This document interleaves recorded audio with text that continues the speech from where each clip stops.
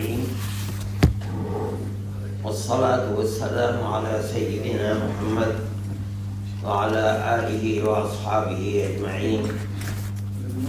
میں عزیز محترم مولوی محمود سلمہ صدر جمعیت علماء، مفتی سلمان صاحب،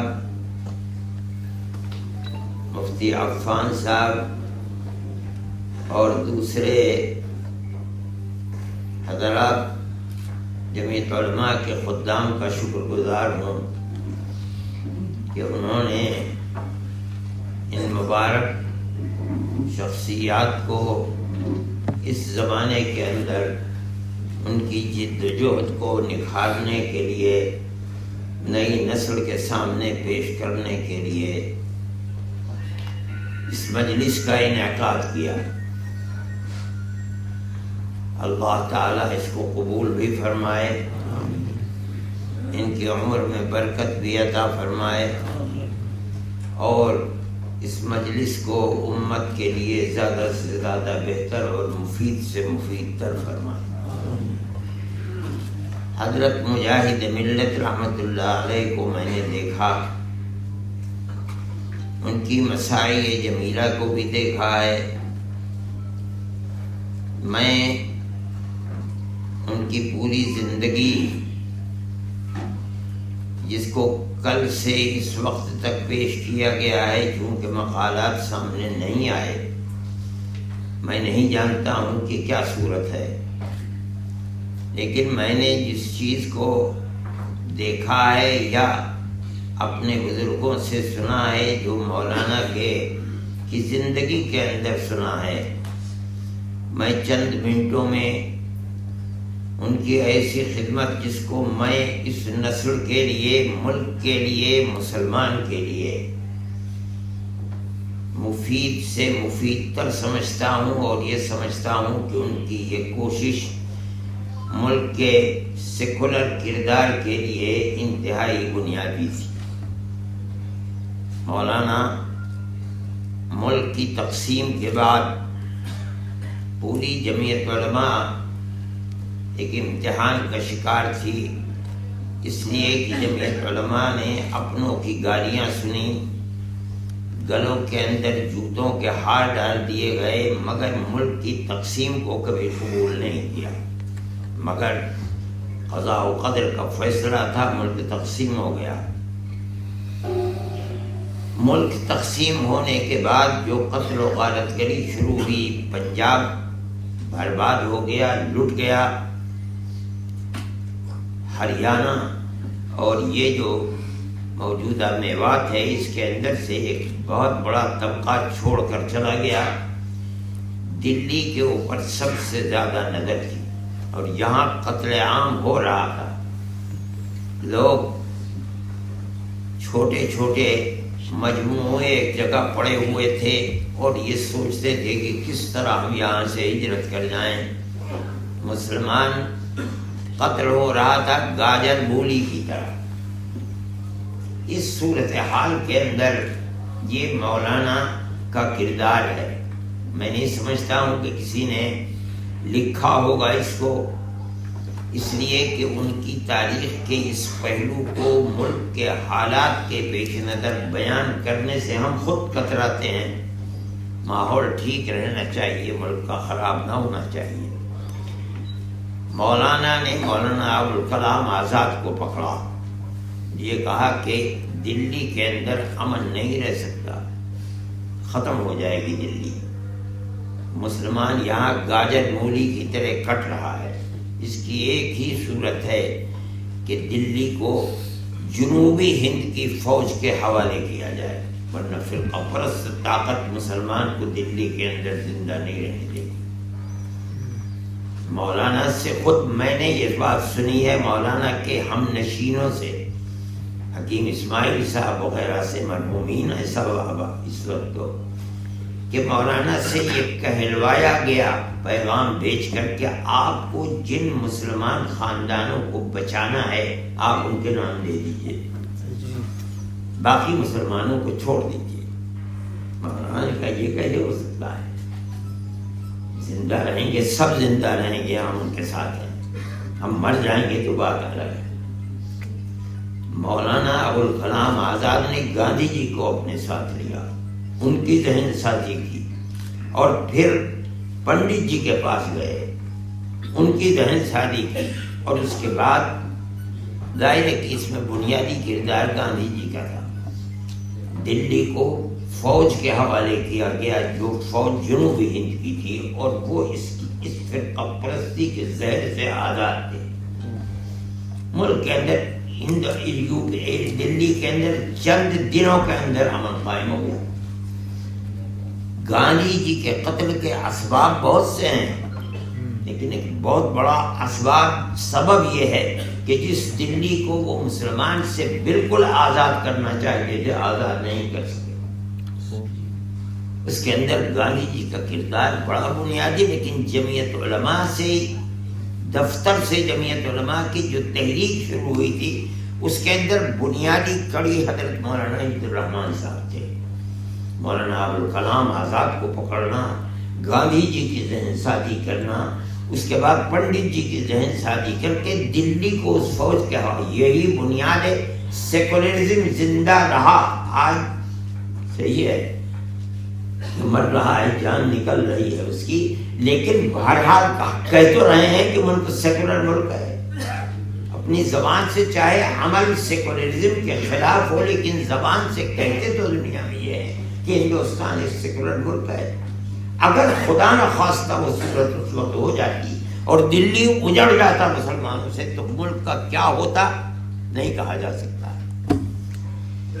حضرت مولانا کی یہ خدمت میں نہیں جانتا ہوں کسی نے لکھی ہے کہ نہیں لکھی، لیکن اس کو بیان نہیں کرتے ہیں لوگ، کچھ تو جانتے ہی نہیں، زمانہ گزر گیا، 75 سال پہلے کی بات ہے، کون جانتا ہے، ہم نے سنی ہے تو ہم آج کہہ رہے ہیں، ہم بھی تقریروں کے اندر اس کو بیان نہیں کرتے ہیں۔ ایک صاحب نے کہا کہ حضرت رحمت اللہ علیہ سے ان کا تعلق تھا، لیکن بیعت و ارشاد کا تعلق نہیں تھا، یہ صحیح ہے، تعلق نہیں تھا، لیکن وہ بار بار اپنی مجلس میں کہتے تھے کہ میرا جی چاہتا ہے کہ میں حضرت سے بیعت ہو جاؤں، لیکن میں حضرت کے سامنے جس طریقے سے ورکنگ کمیٹیوں میں بات کرتا ہوں، اس طرح میں بات نہیں کر پاؤں گا، اس لیے وہ حضرت رحمت اللہ علیہ سے بیعت نہیں ہوئے۔ لیکن بہرحال ان کا تعلق اپنی جگہ کے اوپر تھا، اور میں اس تعلق کا اظہار اس لیے سمجھتا ہوں، اس طرح بیان کرتا ہوں کہ میری آنکھوں سے دیکھی چیز ہے۔ حضرت رحمت اللہ علیہ کا انتقال ہو گیا، عجیب و غریب حال تھا دارالعلوم دیوبند کا۔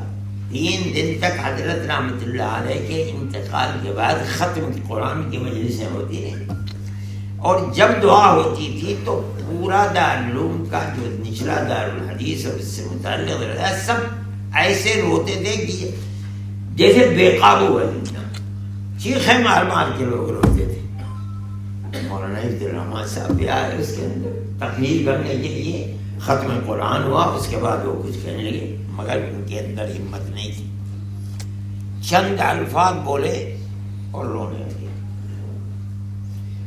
اتنا روئے کہ بے قابو ہو گئے۔ پیچھے ان کے دیوار تھی، وہ مجبور ہوئے کہ 2 قدم پیچھے ہٹ کر کے اپنے آپ کو اس دیوار سے لگا دیا، اور پورا مجمع تھا رو رہا تھا، آوازوں سے رو رہے تھے لوگ، اور مولانا تھے کہ آنسو کی جھڑی۔ جب آدھ گھنٹے کے بعد تقریباً سکون ہوا تو مولانا نے کچھ کلمات کہے، اس کے بعد بیٹھ نہیں کہہ سکے، یہ ان کا تعلق تھا حضرت سے، لیکن وہ جو چیز تھی بیعت و ارشاد کی وہ نہیں ہو سکی، اور اس کے لیے یہ چیز مانے نہیں۔ آخر میں انہوں نے چاہا بیعت ہونا رائے پوری رحمت اللہ علیہ سے، میں یہ نہیں جانتا ہوں کہ ان سے بیعت ہو سکے یا نہیں، اس لیے کہ اس وقت ان کے اندر جانے کی طاقت نہیں رہ گئی، جو لوگ کینسر کے مریض ہوتے ہیں۔ میں سمجھتا ہوں کہ حضرت مولانا عبد الرحمن صاحب کی بہت سی خدمات ہیں جو اس امت اور اس قوم اور اس ملک کے لیے خاص طریقے پر سکول کردار کے لیے وہ بنیادی پتھر کی حیثیت رکھتی ہیں، لیکن یہ واقعہ جو میں نے کہا ہے یہ بھی ایک بنیادی چیز ہے۔ اگر اس وقت دلی اجڑ جیسے کہ فرقہ پرست طاقتوں کی گویا کہ ایک بنا بنایا پروگرام تھا اور کوشش تھی، یہاں مسلمان کا وجود نہ رہے، اور یہ خدا نخواستہ ویسے ہی ہو جاتی دلی سے پنجاب آج کل۔ حضرت مولانا عبدالرحمن صاحب کے بارے میں یہ بات آئی سامنے کہ حضرت کے وصال کے بعد وہ آئے ہیں، ایسی بات نہیں ہے۔ حضرت نے اپنی زندگی کے اندر انہیں بلا لیا تھا۔ جب تک حضرت کے اندر طاقت رہی کہ وہ رکشا پر بیٹھ کر کے دارالحدیث جا سکے، حضرت جاتے رہے۔ جب حضرت کے جسم سے یہ طاقت بھی نکل گئی تو حضرت نے مولانا کو بلایا۔ مولانا کو حضرت سن 42 کی جنگ میں جب تشریف لے گئے ہیں، قید میں جب چلے گئے ہیں جیل میں، اس وقت بھی حضرت مولانا کو بلایا تھا، اور مولانا بحیثیت شیخ الحدیث کے اس وقت بھی بیٹھ کر انہوں نے درس دیا۔ مولانا کو مدرسہ شاہی بھیجا تھا وہاں کے طلب کے اوپر کہ ایک مدرس چاہیے، استاد حدیث چاہیے۔ مولانا حبیب الرحمن صاحب جو نائب محتمم اور محتمم بھی بنے دارالعلوم دیوبند کے، انہوں نے یہ کہہ کر بھیجا تھا کہ میں اپنا آدمی دے رہا ہوں تمہیں، جب مجھے ضرورت ہوگی دارالعلوم کے لیے میں دے دوں گا۔ چنانچہ حضرت نے اپنی پوری زندگی مدرسہ شاہی میں گزار دی۔ حضرت رحمت اللہ علیہ ان کو جانتے تھے، اور ان کا تعلق حضرت رحمت اللہ علیہ سے ایسے تھا، میں خوب جانتا ہوں، میں نے خود دیکھا ہے کہ حضرت شیخ الحدیث صاحب حضرت مولانا فخر الدین صاحب جب شورا ہوا کرتی تھی تشریف لاتے تھے، وہ شورا کے ممبر تھے دارالعلوم کے، اور میں نے دیکھا کہ جہاں طالب علم بیٹھ کر عبارت پڑھا کرتا تھا وہاں جا کر کے بیٹھ جاتے تھے اور عبارت پڑھنا شروع کر دیا کرتے تھے۔ پھر اس کے بعد تو یہ بات ہوئی کہ جہاں آ کے بیٹھے سبق میں اور طلبا نے پرچہ دینا شروع کر دیا کہ حضرت مولانا تشریف لائیں، وہ عبارت پڑھنے کے لیے ان کو موقع دے دیا جائے۔ چنانچہ آتے تھے، اور مولانا کا تو کمال تھا، ایسا معلوم ہوتا تھا جیسے بخاری حفظ ہے، اور زبان اتنی پختہ تھی، عربی کی بھی اور اردو کی بھی۔ مولانا بیٹھ جاتے تھے اور اس کے بعد عبارت پڑھنا شروع کر دیتے تھے۔ حضرت رحمت اللہ علیہ کو جہاں عام طریقے کے اوپر آخر سال میں جب بخاری ہوا، مجلس شورا ہوا کرتی تھی، تو اس وقت تو روایتاً بخاری پڑھائی جاتی، حضرت مولانا بیٹھ کر کے پڑھتے رہتے تھے۔ حضرت کو جہاں بولنا ہوتا تھا وہاں بول دیتے تھے۔ حضرت رحمت اللہ علیہ کا تعلق ان سے تھا۔ سن 42 کی جیل میں گئے، اس وقت بھی بلایا، اور جب آپ سبق پڑھانے کے لائق نہیں، طاقت آپ کی جس میں رہی، آپ نے ان کو بلا کر کے وہاں سے، خود میں نہیں جانتا ہوں کہ مجلس شورا سے بات ہوئی یا نہیں ہوئی، میں نہیں جانتا ہوں، مجلس شورا کا وہ وقت بھی نہیں تھا۔ حضرت نے ان کو بلایا، اور بلا کر کے اگر بات ہوئی ہوگی حضرت محتمم صاحب قاری تجر صاحب سے ہی ہوگی اور کوئی چیز نہیں، بیٹھا دیا وہاں پر۔ چنانچہ حضرت نے سبق پڑھانا شروع کر دیا۔ یہ حضرت کے اس تعلقات، جس وقت حضرت بستر علالت پر تھے، میں نے ایک خط حضرت کے پاس میرے چچا کا آیا، حضرت نے مجھ سے فرمایا کہ اس کا جواب یہ لکھ دو، یہ لکھ دو، یہ لکھ دو۔ میں وہیں برابر میں بیٹھا ہوا تھا، درمیان میں ایک دیوار تھی۔ حضرت مولانا جا رہے تھے دیوبند مراد آباد، مولانا فخر الدین صاحب رحمۃ اللہ علیہ۔ صبح کو اجازت چاہیے، میں ملنا چاہتا ہوں، تو مجھے یہ یاد نہیں کہ میں نے ہی لا کر کے بیٹھا رہا وہاں پردہ کرا کے یا کسی اور نے، چنانچہ لا کر کے بیٹھ گیا۔ میں جا کر کے خط لکھنے لگا۔ تھوڑی دیر میں نے دیکھا کہ بات کرتے کرتے حضرت رحمت اللہ علیہ ہچکیاں لگ گئی ہوتے ہوتے۔ میں نے تو کبھی کسی کے سامنے حضرت کو اس طرح روتے ہوئے دیکھا نہیں نا۔ میں ایک دم اٹھ کے وہاں سامنے آیا تو مولانا فخر الدین صاحب سر جھکائے بیٹھے ہوئے، اور حضرت رحمت اللہ علیہ، اور بار بار یہ کہنے کہ مولانا میں سنتوں پر عمل نہیں کر پاتا ہوں۔ یعنی اس موت کے وقت میں جو چیز حضرت کو کھائی جا رہی تھی وہ کسی کے سنتوں پر عمل نہیں ہو رہا، اور مولانا فخر الدین صاحب نے کچھ سر جھکائے بیٹھے ہوئے تھے۔ تھوڑی دیر میں جب دونوں کو سکون ہوا، تب اس کے بعد اٹھے اور حضرت اجازت لے کر کے باہر آئے اور سیدھے اسٹیشن چلے گئے۔ حضرت ابھی مراد آباد گھر نہیں پہنچے یقیناً، اس لیے کہ وہ پیسنجر گاڑی تھی، پہلے سہارنپور جاتی، پھر وہاں سے وہ جاتے ہیں۔ راستے میں حضرت کا تو ظہر کے بعد، ظہر سے پہلے حضرت جو کھانا کھا کے آرام کرنے کے لیے اٹھے، تو جب اٹھانے گئی والدہ تو کا انتقال ہو چکا تھا۔ مطلب یہ ہے کہ تعلقات تھے، اور حضرت مولانا کو بیٹھا تھا۔ ہم لوگ یہ جانتے ہیں، حضرت شاہ، میں نے یہ بات ان کے نانا سے سنی ہے، وہ حضرت شاہ صاحب کے شاگرد تھے، مولانا حمید الدین صاحب. حضرت شاہ صاحب رحمۃ اللہ علیہ کے شاگردوں میں 3 آدمی تھے، مولانا یوسف بن نوری، حضرت مولانا فخر الدین صاحب، مولانا بدر عالم صاحب، جو فیض الباری کو جمع کرنے والے ہیں ہماری. ان تینوں کے اندر یہ تو سب کے نزدیک متفقہ فیصلہ تھا کہ تیسرے درجے کے شاگرد مولانا بدر عالم ہیں، لیکن پہلے نمبر کے شاگرد جو مرتبہ ہے وہ مولانا بن نوری کا ہے یا مولانا فخر الدین صاحب کا ہے. کچھ شاگرد یہ سمجھتے ہیں کہ مولانا بن نوری اول نمبر ہے، مولانا فخر الدین صاحب دوسرے نمبر پر ہے. کچھ یہ ہم تو یہ سمجھتے ہیں کہ مولانا فخر الدین صاحب ابھی اول نمبر پر ہے. ان کی زبان عربی، عبارت کا پڑھنا، دوسرے تمام علوم و فنون کے اندر مولانا کی مہارت، اور علم حدیث کے سلسلے میں تو عجیب و غریب چیز تھی. اور مولانا کا قوت حافظہ، میں نہیں جانتا ہوں کہ یہ چیز سامنے آئی، میں نے خود حضرت مولانا سے سنا ہے سبق کے اندر. حضرت نے فرمایا، حضرت شاہ صاحب رحمۃ اللہ علیہ نے ایک عربی کا قصیدہ بخاری کے سبق میں اپنا سنایا، 50 اشعار کا. فرماتے تھے میں نے خوب غور سے سنا اس کو، اور اپنے کمرے میں جا کر کے میں نے اس کو نقل کیا وہ حافظے کی بنیاد پر، اور میں نے حضرت شاہ صاحب کو دکھلایا تو حضرت شاہ صاحب نے 2 یا 3 جگہ اصلاح فرمائی. آج تو اگر کہا جائے کہ فقید المثال ہے تو یہ مثال کہاں ملتی ہے؟ اگر وہ اردو کا قصیدہ ہوتا تب بھی مشکل تھا. عربی کا قصیدہ ایک شخص ایک مرتبہ سن رہا ہے، ہو سکتا ہے کہ مولانا اس کے اشعار کو 2 مرتبہ پڑھتے ہوں، کسی مصرے کو 3 دفعہ پڑھتے ہوں، مگر سن کر کے 50 اشعار کے قصیدے کو کمرے میں جا کر کے نقل کرنا اور اس کے اندر غلطی کا ہونا، 2-3 غلطیاں کیا ہے یہ قوت حافظہ ان کا فقید المثال تھا. دوسری چیز یہ فرمائی کہ جب میں فارغ ہو گیا تو ان کے کچھ عزیز جے پور میں رہتے تھے، لیکن میں نے یا شاید ان کے والدین بھی گئے ہوں کیا، بہرحال میں نے رمضان جے پور میں گزارنے کے لیے سفر مانگا اور میں جے پور میں چلا گیا.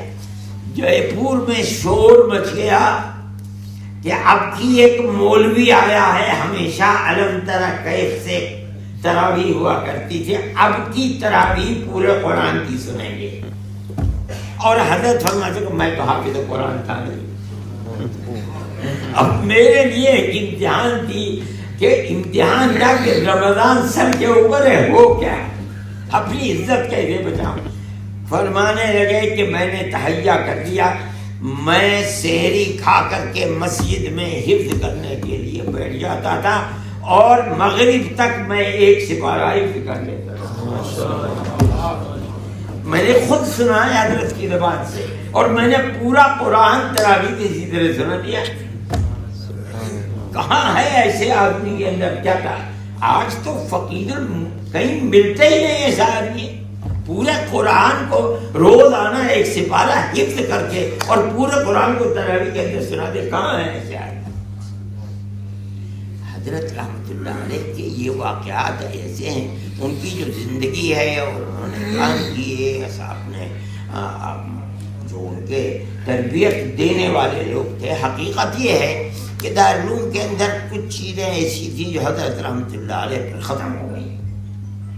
علم حدیث، دوسرے علوم فنون، حضرت نے یہ سارے علوم فنون مکہ معظمہ مدینہ منورہ میں پڑھائے تھے. میرے جو چچا تھے وہ کہتے تھے کہ میں نے سلم العلوم تمہارے والد سے میں نے پڑھی ہے حرم کے اندر. اس کے ساتھ ساتھ علم حدیث، اور تیسری چیز وہ تھی جو انہیں حضرت مولانا گنگوہی رحمۃ اللہ علیہ اور حضرت شیخ الہند رحمۃ اللہ علیہ کی قربت کی بنیاد پر جو علم تصوف ملا. یہ تمام کی تمام چیزیں حضرت رحمۃ اللہ علیہ تک دارالعلوم کی دارالحدیث کے اندر جمع ہے. اس کے بعد علم حضرت مولانا فخر الدین صاحب رحمۃ اللہ علیہ علم کے اندر ان کی کوئی کلام نہیں تھا. وہ چیز الگ تھی کہ وہ تربیت جو حضرت گنگوئی رحمۃ اللہ علیہ سے علم تصوف کی حاصل ہوتی، وہ موقع حضرت شیخ الحدیث صاحب رحمۃ اللہ علیہ کو نہیں ملا. لیکن ان کے بعد وہ چیز بھی حقیقت یہ ہے کہ ان کمالات کا آدمی امدادوں کو بھی میسر نہیں ہے، اس کا عشر بھی میسر نہیں ہے. یہ کمالات کہاں جائیں گے؟ وہ جو حضرت رحمۃ اللہ علیہ کے گھر پر رہے ہیں، وہ بنیاد اس کی یہی ہے کہ حضرت رحمۃ اللہ علیہ نے ان کو بلایا تھا، آئے، اور حضرت رحمۃ اللہ علیہ کی زندگی میں حضرت قاری صاحب، قاری اصغر علی صاحب جو خود حضرت شاہ صاحب کے شاگرد تھے، وہ حضرت رحمۃ اللہ علیہ کے یوں سمجھیے مدار المعام تھے، ہم سب کو حفظ کرانے والے، پڑھانے. ان کے گھر کے سارا بندوبست قاری اصغر علی صاحب کرتے تھے. قاری اصغر علی صاحب مدرسہ شاہی سے آئے تھے، وہ حضرت مولانا فخر الدین صاحب کے بھی شاگرد تھے. اس لیے مولانا فخر الدین صاحب رحمۃ اللہ علیہ نے انہی کی معیت کو اختیار کیا. بڑے ترک مزاج تھے قاری صاحب، مگر حضرت تو استاد تھے ان کے، اس لیے ان کے سامنے حضرت کے ترک مزاجی ختم تھے. وہ وہیں رہتے تھے اور وہیں گویا کے بیمار ہو کر کے گئے وہ، اور اس کے بعد پھر وہ دیوبند تشریف نہیں لائے. یہ واقعات ہیں ان بزرگوں کے جن کو میں نے دیکھا تھا اور مجھے کچھ یاد بھی تھے، میں نے اس لیے بیان کر دیا. میں اس مجلس کو بڑا مبارک سمجھتا ہوں. محمود صاحب نے انعقاد کیا ان شخصیات کا، پہلے بھی 2 شخصیات کا آ چکا ہے، اور اس وقت حضرت محدث اعظم حضرت مولانا فخر الدین صاحب رحمۃ اللہ علیہ اور مولانا کی جو سیاسی زندگی اور علمی زندگی تھی حضرت مولانا حفظ الرحمان صاحب کی، اس کے بھی کچھ پہلو سامنے آ گئے. لوگوں کو پڑھنے کا شوق نہیں ہے، نہ علماء کو نہ غیر علماء. اب تو چیزیں بس ایسی ہیں کہ جو جہاں لگا ہوا ہے اپنا کام کر رہا ہے.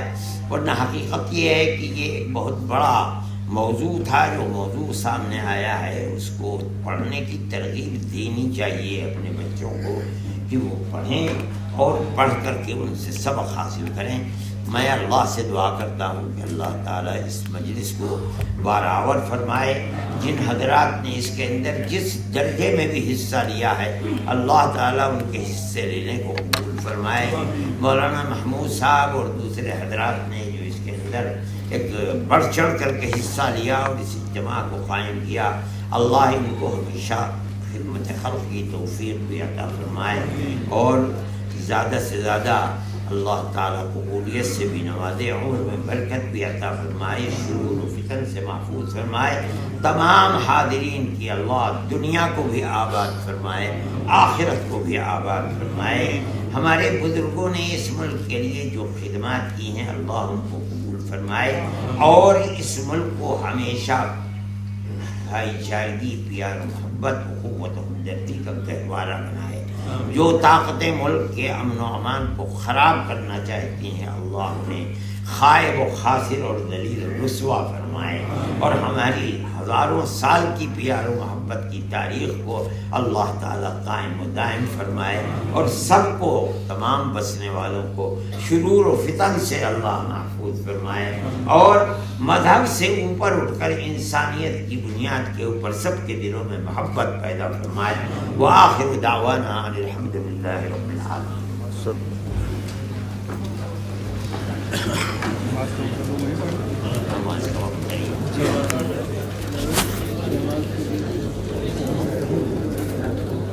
آپ حضرات جیسے تشریف لائے